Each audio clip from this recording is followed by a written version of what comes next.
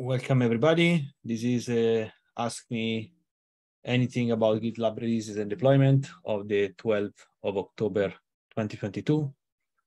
I think we have already some people. Tim, thank you for adding your the question. Please feel free to verbalize it. Yes, thanks for having me. This question has to do with the DORA metrics that are baked into GitLab's GitLab project on GitLab.com. It's always great to be able to show customers how we build GitLab on GitLab.com as GitLab the organization. And the DORA metrics are usually pretty good. The time to restore service one specifically doesn't look all that great. And my primary question is, are there any plans to incorporate how time to restore service is calculated into the actual deployment process, so that way when we do rollbacks or however that's calculated, we would then be able to show that number and it look a little bit better for our customers? So I can take this one, Michele. Thank you, Alessio. Go ahead. If you know what to answer. No. Go, Alessio. Okay. Go ahead. Okay, so great question, Tim. So thanks for asking. I would like to give some highlights on why some of the values are there, some are not, or some are not looking great. The basic reason is that all those metrics are designed around a single repository, but we don't deploy by repo and we don't deploy from GitLab.com. So that's the big barrier that we have when we are looking at those values. So what we are doing, so I'm explaining what we are doing, because maybe this can start a conversation about how can we make sure that those value then gets calculated. So what we are doing is that we deploy from our ops instance, and we have, let's say, a single pipeline that deploys everything, right? So then at the end of this pipeline, at the end of every stage deployment, we go in and with the API calls, we mark the deployment on every project on GitLab.com.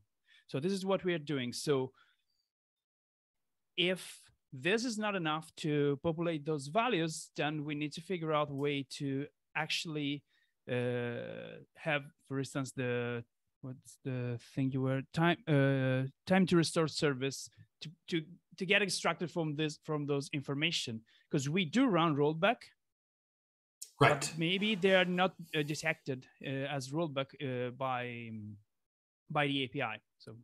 Yeah, because I was surprised to actually see that deployment frequency worked with the API call, given that you are, leveraging the API to declare that. I was a little bit, so I was delighted. And do you feel like 3.6 deployments per day is about correct? Yeah, it is, because we fixed the implementation. So our environment were not recognized as production environment because of the name we are using. So we contributed the way to change the type of environment using API, which wasn't part of the product. And those values are correct. We look at them weekly. So if you are interested, you can join our weekly call. It's Monday afternoon EMEA time. And the release manager do a walkthrough of the metrics. We take a look at the number of deployments. We take a look at mean time. It's not mean time to production in the product, but yeah, we look at them and they match our expectation of what's going on. So they are accurate.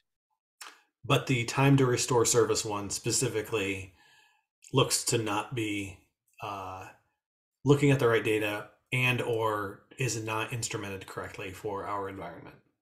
Yeah, I think there's nothing in our tracking system that can tell using API that we are doing a rollback. So it will just count as another production deployment with an old version. Gotcha. Okay. And so I guess my question within that then, because time to restore service,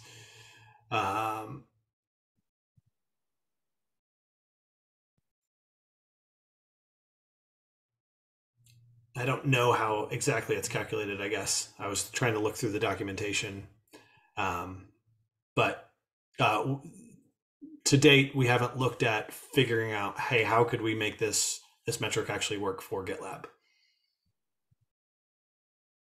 Yeah, I was also looking at the actual graph now that you were talking, and there are some data points in there that I have no idea where they're coming from. July 18, July 29, August 22, September 11th, and September 21st.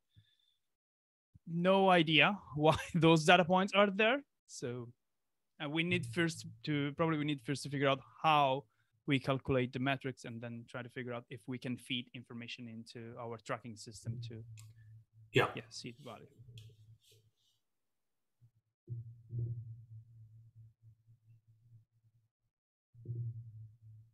Yeah, those seem, and specifically, I believe, I'll put it in the doc.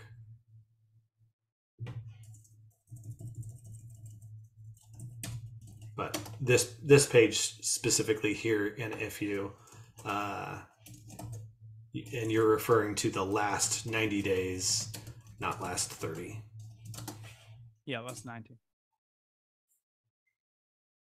Which is interesting because that number is different from the value stream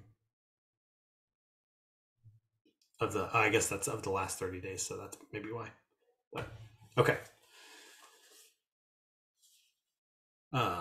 I'm still not, the definition seems to not make sense either. Median time an incident was open on a production environment in the given time period. That would not be time to restore service. That would be when an incident was declared.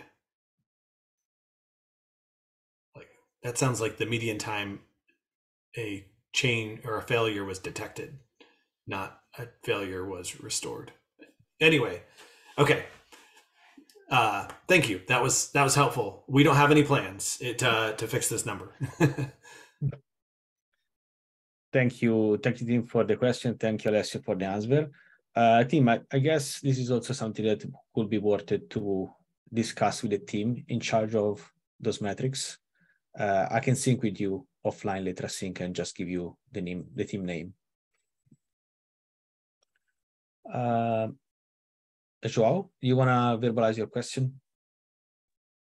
Thanks. Yeah, maybe it's a misplaced question. I think maybe the distribution group is the one who owns this. I'm not sure.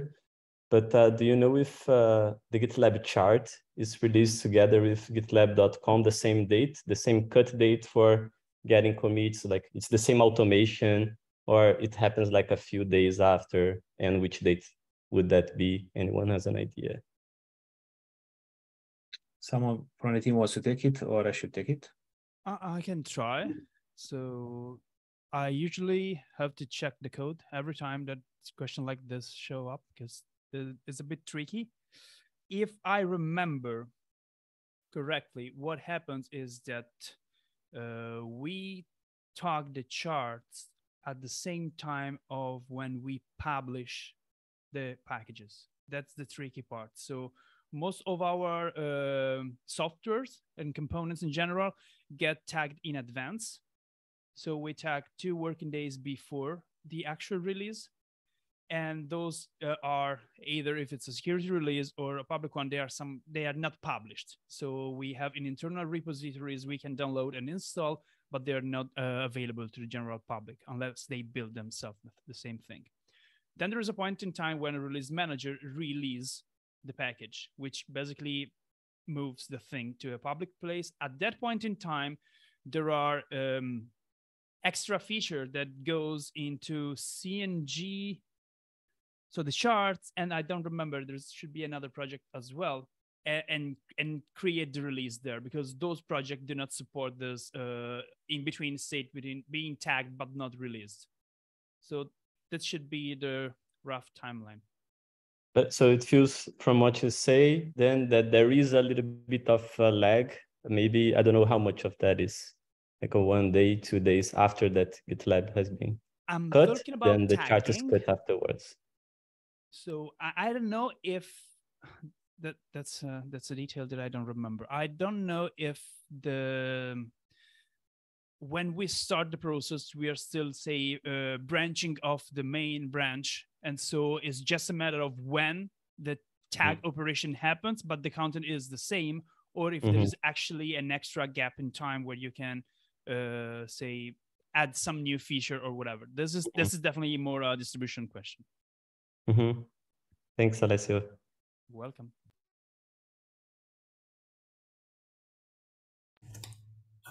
It might be nice to have, like, on the charts.gitlab.io page, an update of when it gets released. Can you repeat him? Yeah. So on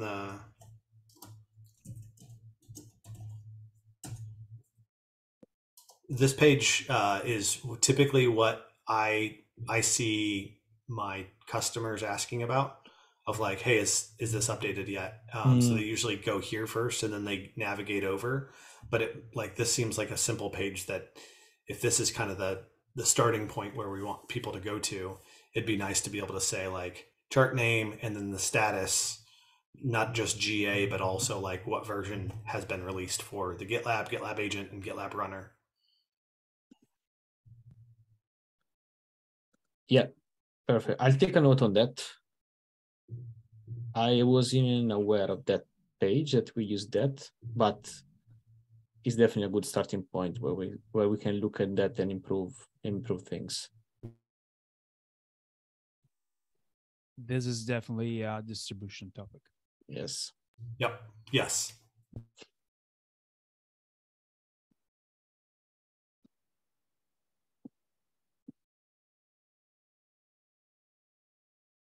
Do we have any extra questions for today?